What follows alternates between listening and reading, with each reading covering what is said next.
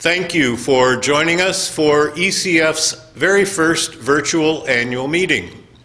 As is our tradition, we have a moment of culture in lieu of grace. Even though we won't be having lunch together this year, we did not want to skip this much-loved tradition. I am pleased to introduce Cara Lee Ann Mcleod, an Edmonton-based Canadian soprano, praised for her enviable clarity of tone. Recognized as a vibrant and generous artist both on and off stage, she has been inspiring audiences with her distinct voice and compelling honesty in operas, recitals, and programs around the world. Sit back in what I hope is a comfortable chair and enjoy the performance, and then we'll do our business.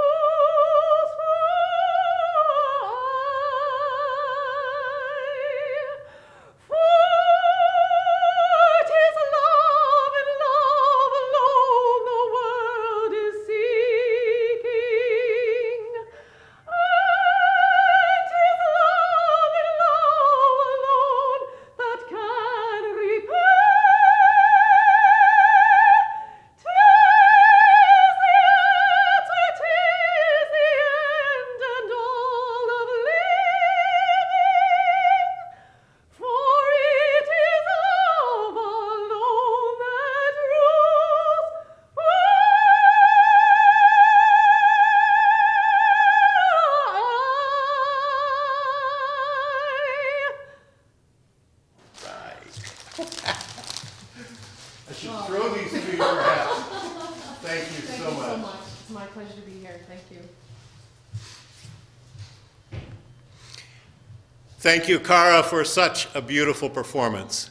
We appreciate you sharing this lovely music with us on our special occasion.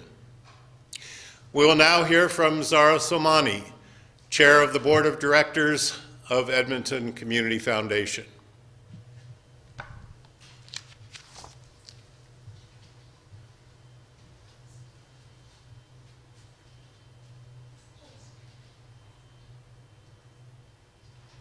Good morning.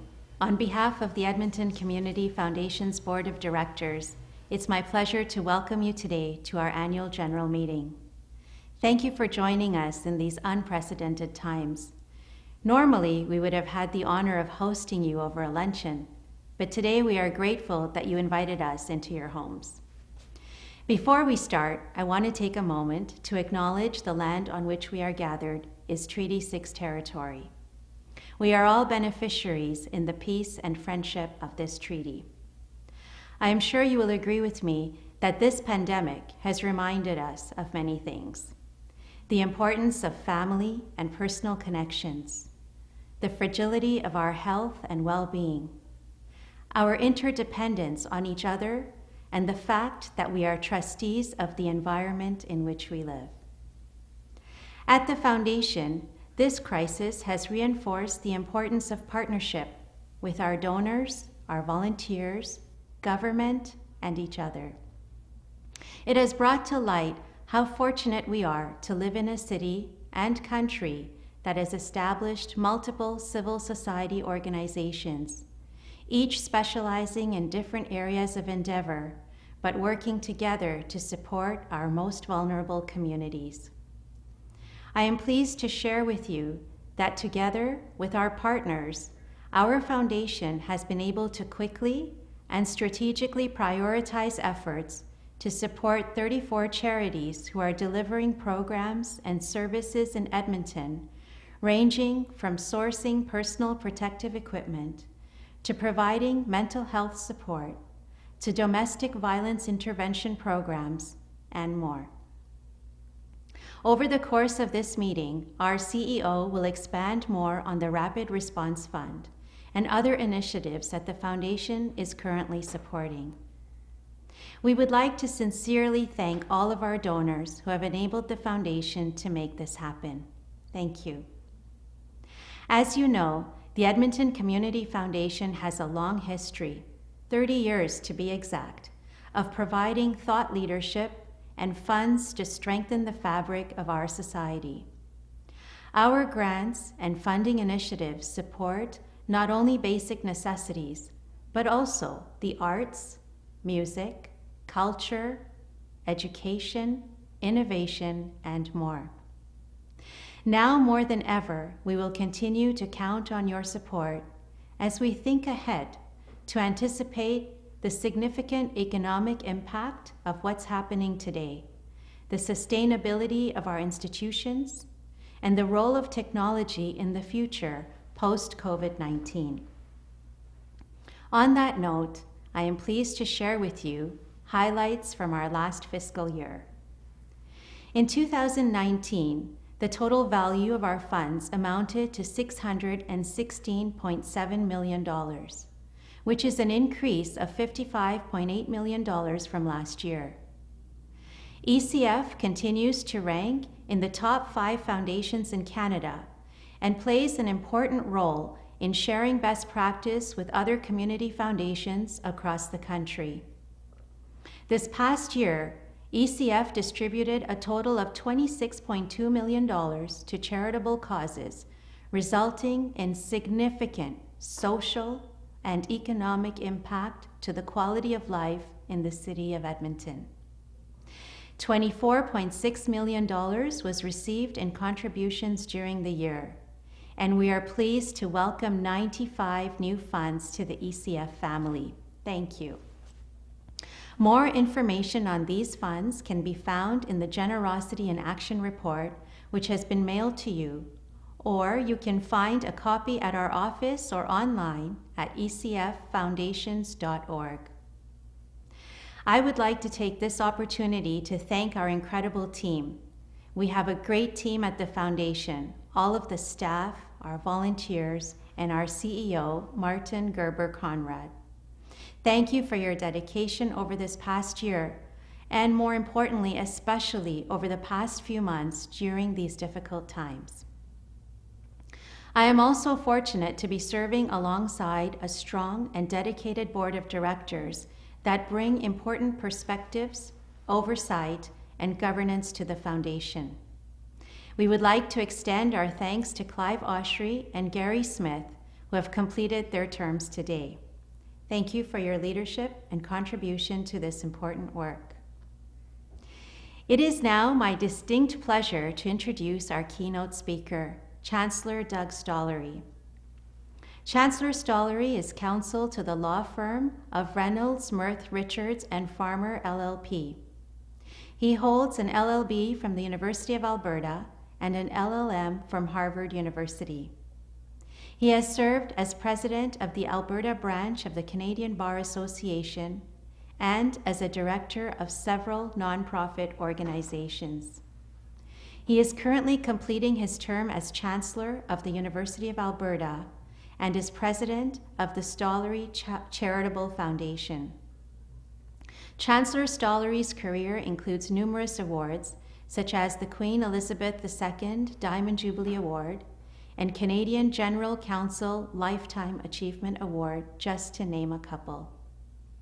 Chancellor Stollery is a friend and mentor to many of us, and on this occasion, I would like to thank you, Doug, and your family for being one of the founding members of the Edmonton Community Foundation. Welcome, Doug. Thank you, Zahra. As we honor both the 30th and 50th anniversaries of Edmonton Community Foundation, I've been asked to speak briefly about the history of this foundation.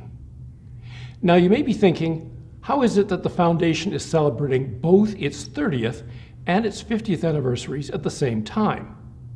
That's an important part of the story. We begin in 1970. Protests raged against the Vietnam War. The Beatles broke up. Richard Nixon was President of the United States, and Pierre Trudeau was Prime Minister of Canada. Closer to home, a well-respected lawyer by the name of Tevi Miller was acting as the honorary solicitor of the United Community Fund, now known as the United Way. He later went on to be the Chancellor of the University of Alberta and Chief Justice of the Court of Queen's Bench of Alberta. In 1970, the United Way was looking to establish an organization to undertake the investment and management of bequests that it had received from time to time. To achieve this end, Tevi looked to the structure of community foundations in various cities across North America.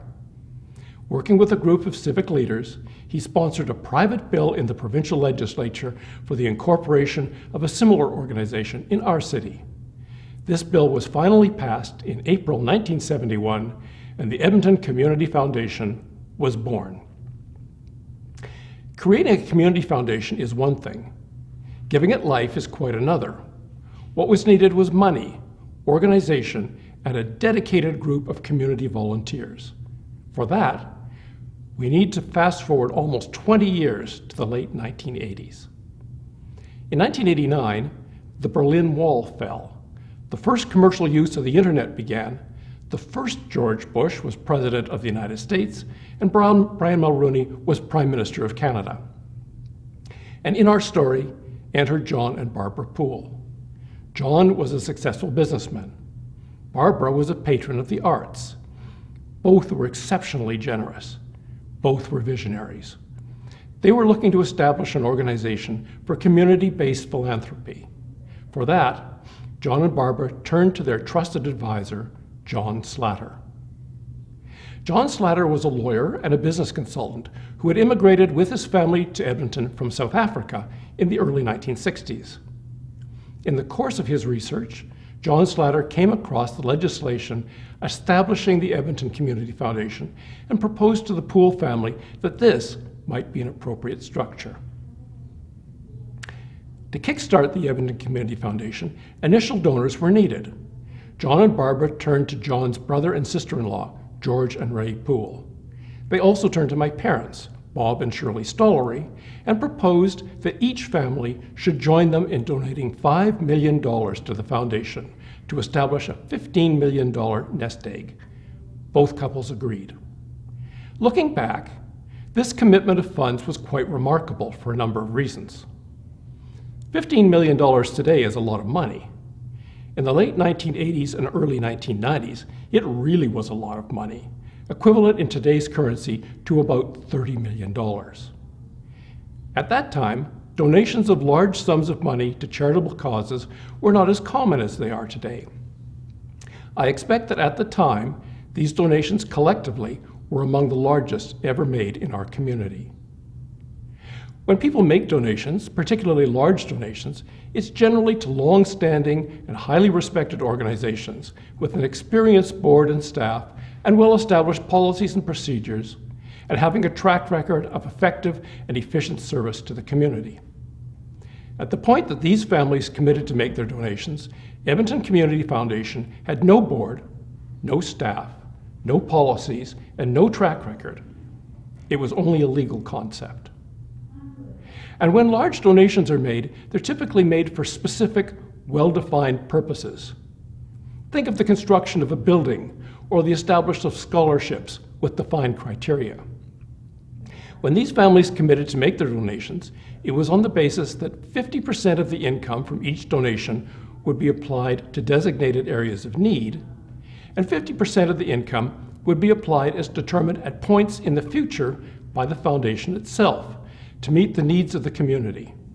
The donating families would not be part of those decisions. Then why did these families commit to make these donations under these circumstances? Because they trusted John Slatter, who was engaged to develop the structure of the Edmonton Community Foundation. He developed a structure for the board, an investment strategy, and a distribution strategy. He arranged to hire Lauren Leach, a former vice president of the University of Alberta, to serve as the executive director. Bob Stollery served as the founding president. The founding board members included accountants Ken Everly, Janice Rennie, Jerry Pearson, and Eric Geddes, lawyers Len Dolgoy, Woody Johnson, and Ron Odinsky, community volunteers Ann Day and Sheila Edwards, labor leader Neil Reimer, and business leaders Stan Milner and Bob Stollery. John Poole and Louis DeRoche served as honorary chairs, and John Slatter served as secretary. Through the vision of John and Barbara Poole, the generation of the Poole and Stollery families, the brilliance, organizational skills, and diligence of John Slatter, and the commitment of its early volunteers, the Edmonton Community Foundation was up and running in 1990. But this was just the beginning. The initial donors were quickly joined by other generous members of the community, including Allison Rice, Francis and Harriet Winspear, Eldon and Ann Foote, Herb and Orville Belcourt, and George Brasso, and by thousands of other members of the community, with donations large and small, taking the endowment fund from $15 million to over $600 million today. Over the past 30 years, countless volunteers have stepped forward to serve the foundation on its board and its committees. In the interest of time, I simply cannot mention everyone, and apologize to all those people I cannot reference in these short remarks. For more details, I do encourage everyone to read Community Comes First, the book that ECF has prepared for this meeting. It's a fascinating story, both of ECF and the Edmonton community as a whole.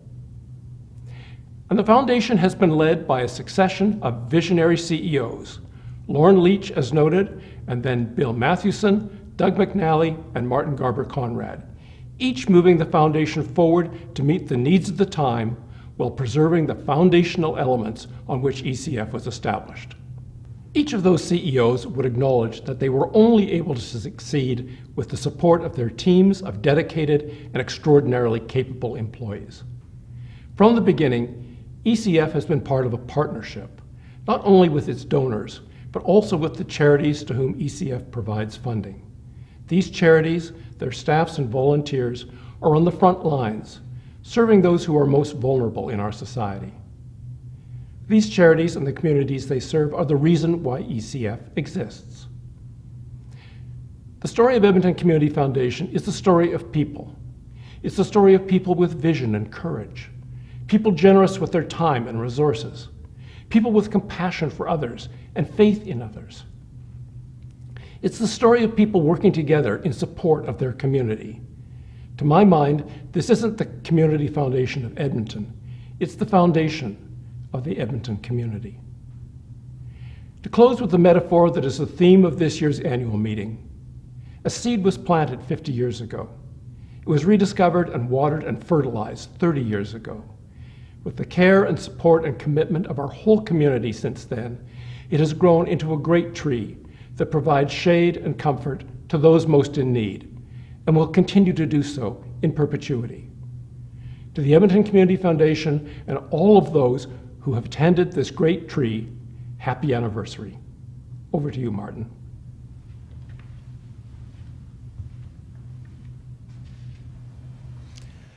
Thank you, Doug, for reminding us of the seeds and shoots with which this foundation got its start. We appreciate you joining us today to illuminate our history so that we can remember. You are indeed an excellent friend to ECF.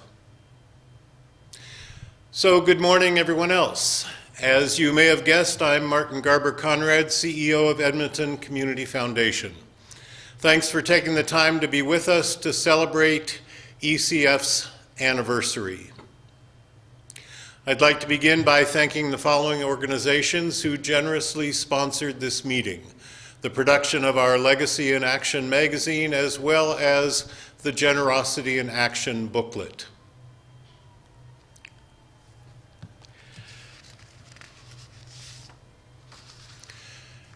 As Zahra mentioned earlier, 2 members of the board of directors are leaving us. So we give our thanks to Clive Oshry and Gary Smith, and I'm pleased to announce the following new additions to our board of directors.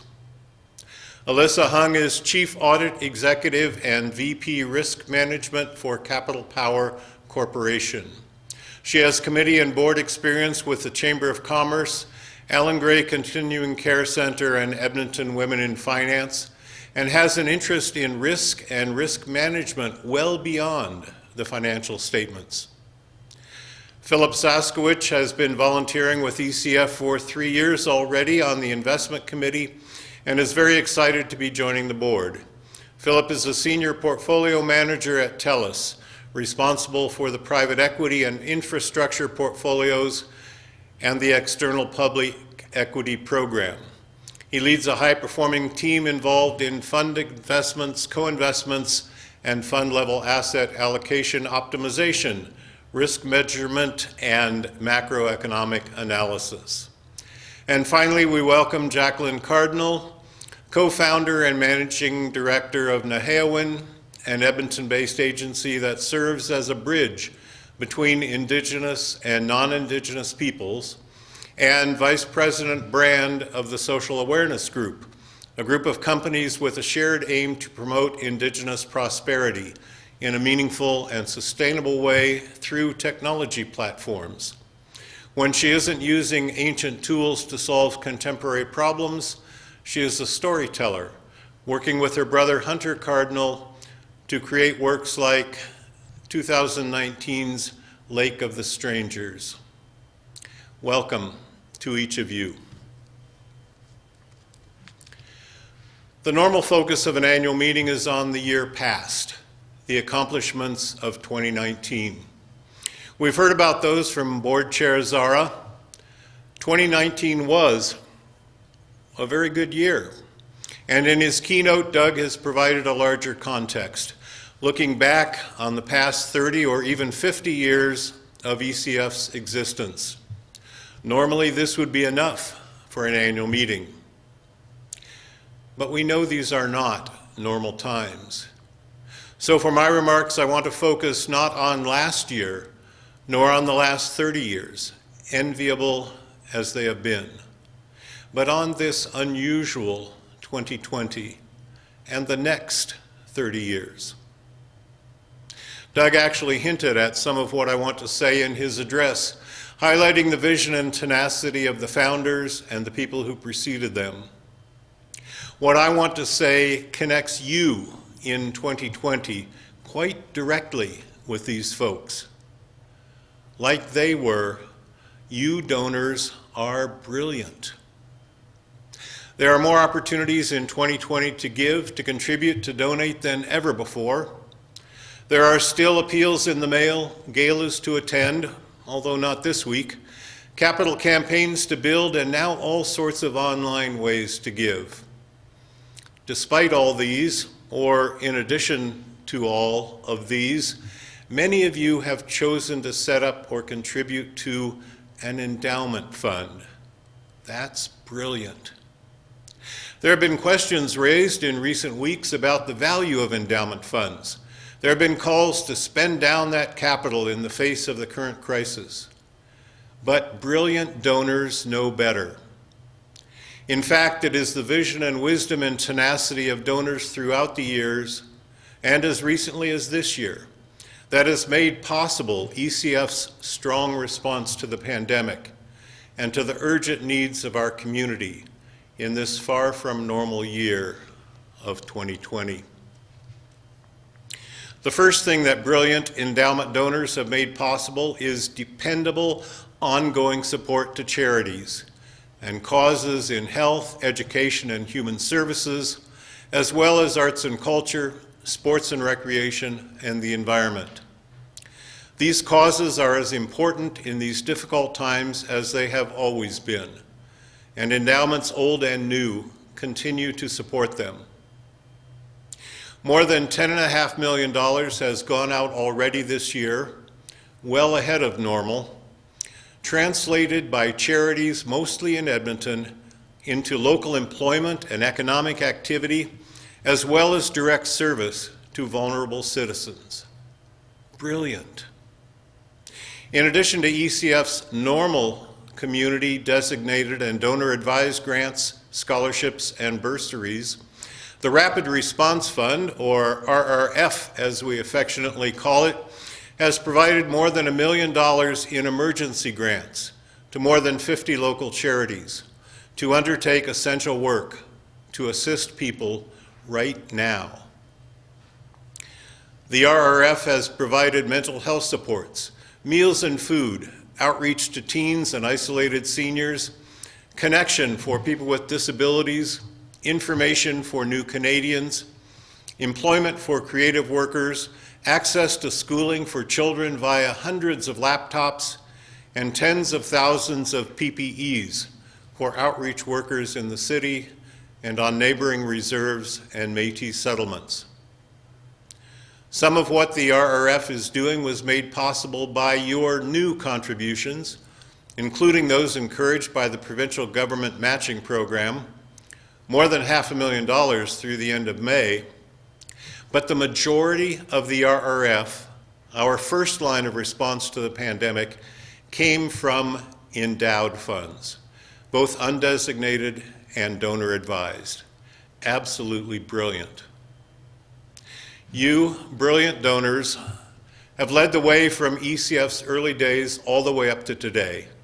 You made all this possible. But you didn't do it alone. ECF's ability to respond to the pandemic this year and to the new normal after the pandemic also depends on collaboration with our normal partners, especially the United Way of Alberta Capital Region and the City of Edmonton. The special challenge of the pandemic has increased those opportunities and brought us new partners as well. The Government of Canada's recently activated Emergency Community Support Fund is injecting several million additional dollars into our community, including $2.1 million that ECF is responsible for allocating. Through the federal program and our own rapid response efforts, we are building new relationships with First Nations, like our neighbors in Enoch and in nearby Métis settlements, and new collaborations with private and family foundations who are sharing some of this work. You have done a lot already, and Edmonton, especially for its most vulnerable citizens, Edmonton is better for it. But as you well know, there will likely be even more challenges as we move into the next phase. As I said, ECF has already put millions to work in the first few months of 2020, usually our slow time of the year, with much more to come as the year progresses. Beyond that, it is your endowment gifts, the funds you have created throughout our history, that will be instrumental in the recovery of the charities that give life to some and enhance quality of life for all of us. This will be an important part of community, indeed provincial, recovery in the years ahead. Rather brilliant, don't you agree? The writer Kathleen Morris reminds us that the Greek root of the word crisis is to sift, as in to shake out the excess and leave only what's important. That's what crises do. They shake things up until we are forced to hold on to only what matters most. You, brilliant donors, essential community charities, collaborative funding partners, governments at all levels, you make this kind of crisis response possible. Through all the ups and downs still ahead, you help us hold on to what matters most: justice, compassion, beauty, community. It is not possible to conclude without referring to the sad events of the past few days south of the border. Such pain and rage remind us of the Foundation's equity statement and our commitment as an organization to do more for racialized and other marginalized communities here in Edmonton, to work hard in a variety of ways to increase equity, justice, and inclusion for those who have not had enough of that in the past. Thank you, brilliant donors, partners, and friends. I am confident the next 30 years will provide even more opportunities for building a community with room for everyone, with a good place for all. Thank you for being with us virtually today. If you would like to order a copy of the book that Doug mentioned, Community Comes First, The First 30 Years of Edmonton Community Foundation, please contact Donor Services at ecfoundation.org. And next year, I look forward to seeing all of you in person. Thank you again.